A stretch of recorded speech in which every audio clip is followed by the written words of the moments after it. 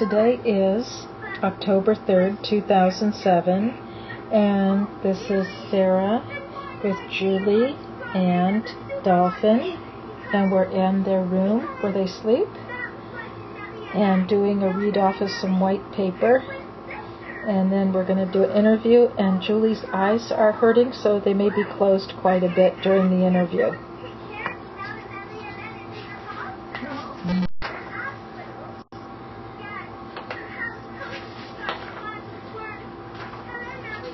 I'm going to ask some questions that we've asked before, and then just talk about whatever you feel comfortable saying, and we'll just go on to another question and another question. And we'll stop in about a half hour. I just want to make sure this can work with everything here. Yeah, that's perfect. Okay. So, do you think of your life in terms of before and after you could communicate? Yes. And what was it like before you could communicate?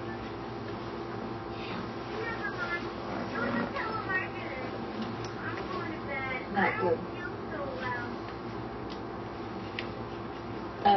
Not good. It was no choices.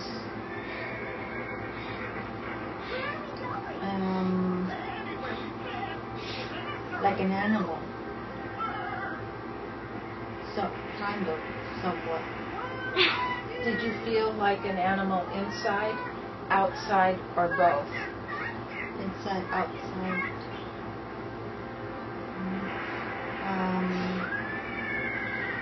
Inside where? In your mind and your feelings?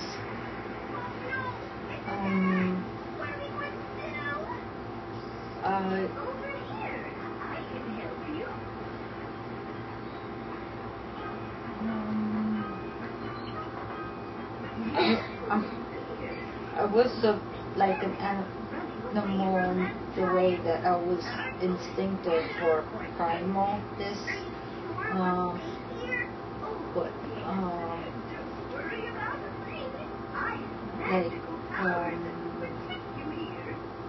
I felt like I had more common with the dogs. How did people treat you before you could communicate?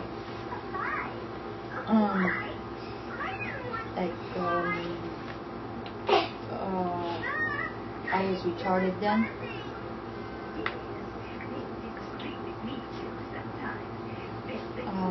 Yeah. Like retarded. Like CONDESCENDING.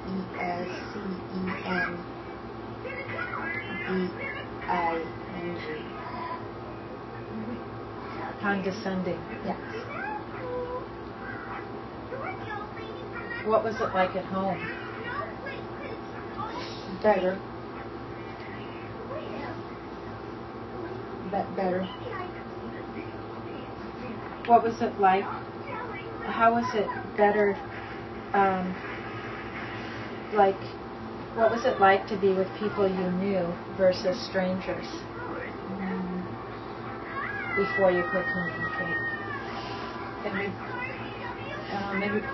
Everyone was used to each other.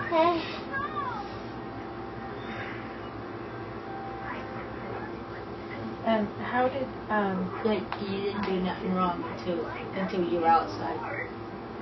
How do you mean? Like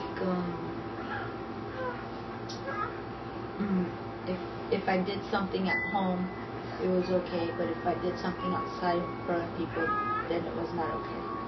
And who was it not okay for? My mom. And other people that we're used to. So, were you being given a message that your behavior was okay sometimes, but not okay other times? Yes. And so how did people you knew treat you? say, did they treat you the same at home as in public? No. What would be some different ways they might treat you in public? Embarrassed. How did you know they were embarrassed? Did their voice or smell or other things change with them or stay the same? Or what was your way of knowing? Did they just say it literally, I am embarrassed about you, or did they? Yes, my sister. Your sister would say, I am embarrassed. And what would your mom say? Or what would she do if she didn't say something? She would get upset at my sister. How did strangers treat you when you could not communicate? Like I had no understanding.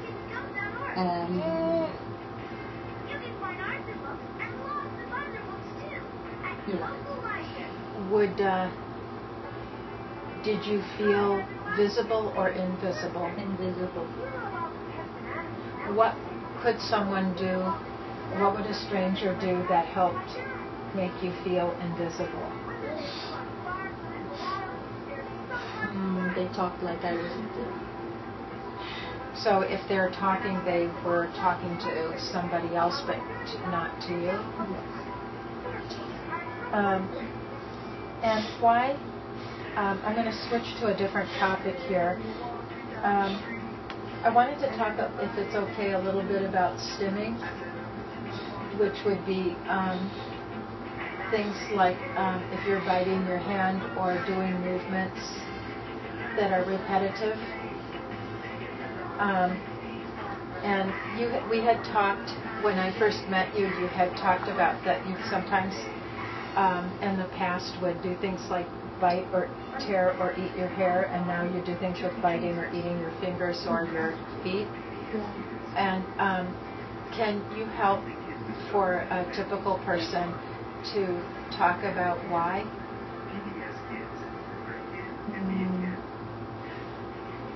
Calming. And if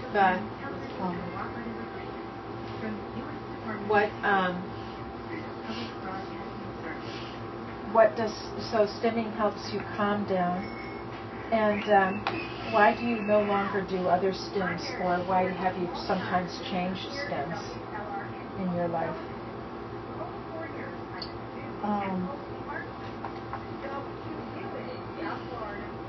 Negative attention that might hurt me. Can you give an example?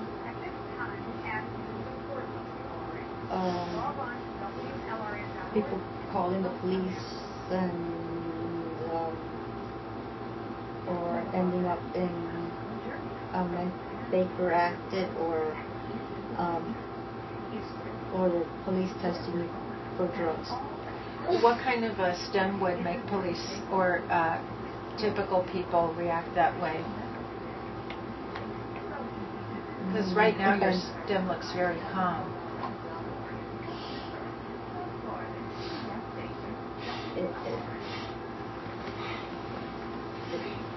It's strange because when you need the stim most, it's usually at a time when you're not supposed to do it. Like when you're most nervous. Is there anything besides being nervous that might make you want to stim? Happy. Anything else? Right here, fear. Would anything with health problems make a person want to stim? Yeah. Like headache or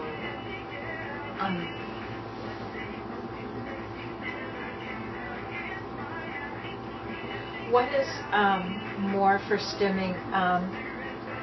Intense feelings or mild feelings? anything. So mild and intense? Yes. If you are feeling intense feelings, what would stimming help to do?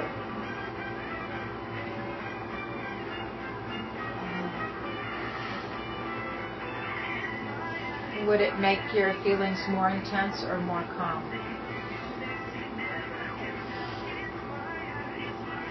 I don't know. It's more like you smile when you're happy, or laugh, or you cough when your throat scratches.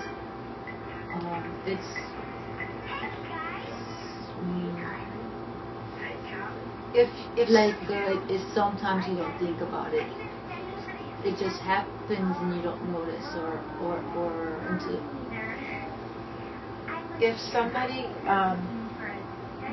somehow had a machine or something where they could make it so your body could not stim at all, would you have no feelings or more feelings?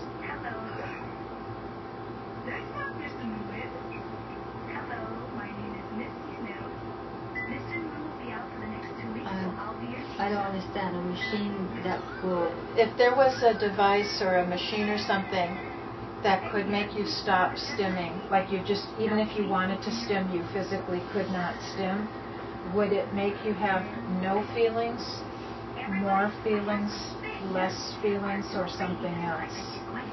If there was somebody more feelings, and would they be good feelings or bad feelings? Bad. Were there ways that you communicated before talking or typing? Yes. Can you explain some of the ways you would communicate?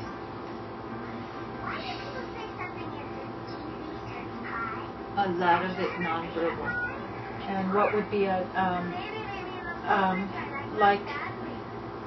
what would be something nonverbal that you would do for communication?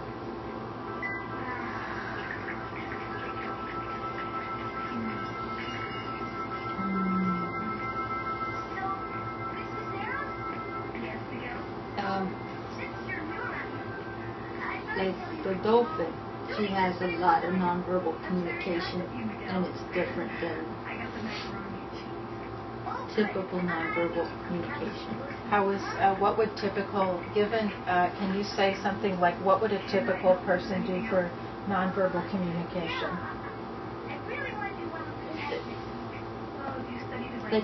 It's like we had nonverbal communication, just like different languages of it. This be so like. Well, today Dolphin was everybody speaking one nonverbal, and I had nonverbal communication, but nobody spoke it. Can you, if something was really bugging you and you were nonverbal, other than stimming, what might be a nonverbal thing you would do to let someone know they were really irritating you? Bite them. Would that be part of your nonverbal communication then? Somewhat. What would be, but I would know, if you bit me, I would at least know something was bothering you. I might not know what, but I would know something wasn't right. But what might be, let's say, if someone gave you food that you hated the taste of it, what could be a nonverbal way to communicate when you were nonverbal or not typing? I spit it out. And what did typical people do that made you think they were not understanding?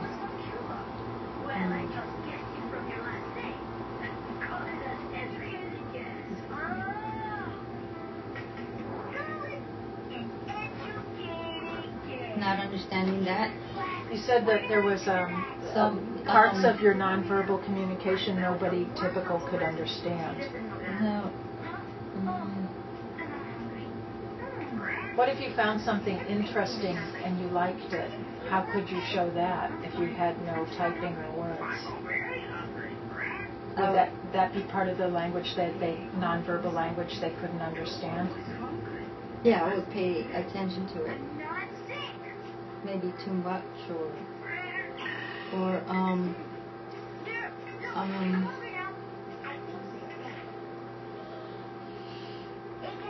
I would move next to something that I moved around.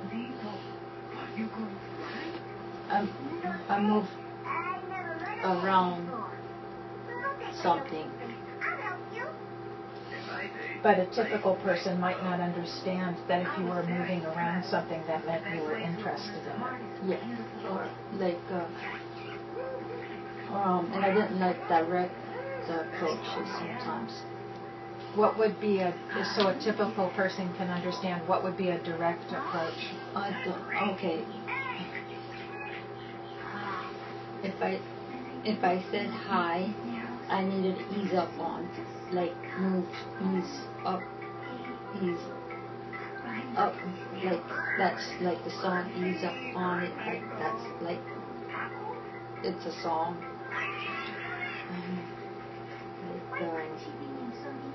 You were telling me how autistic people greet each other. Some of us, yeah, like we float around each other. That would be a way to say, I'm interested, hello, yes. I'm not going to overwhelm you right away. Yes, like sideways, like a circle, and non-confrontational.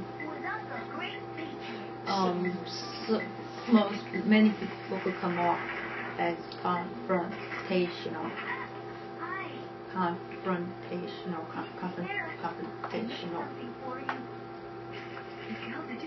I get good rhythm. With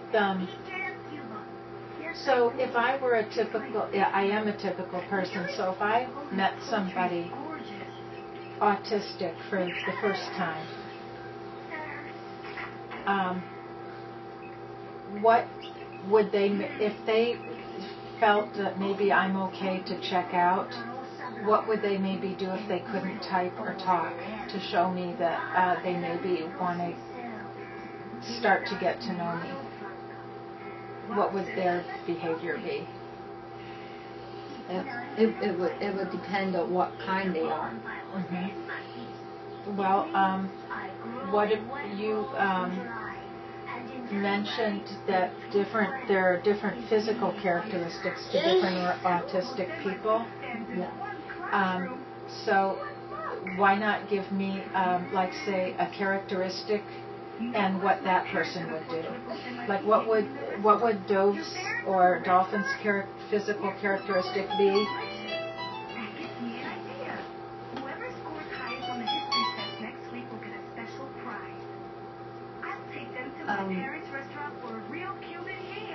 What would what would someone like Dolphin's physical characteristic be, and then what would that mean they probably would do if they wanted to be friendly and start to let someone know they like to meet them? Dolphins will approach people and stand next to them. And what is her primary, like, you were telling me that one physical characteristic has to do maybe with head shape or size? Like Dolphin's head is one size and another autistic type has a different size head? Oh, that I thought that I felt was like if they had the small head, it was more like they had more medical issues. Okay. And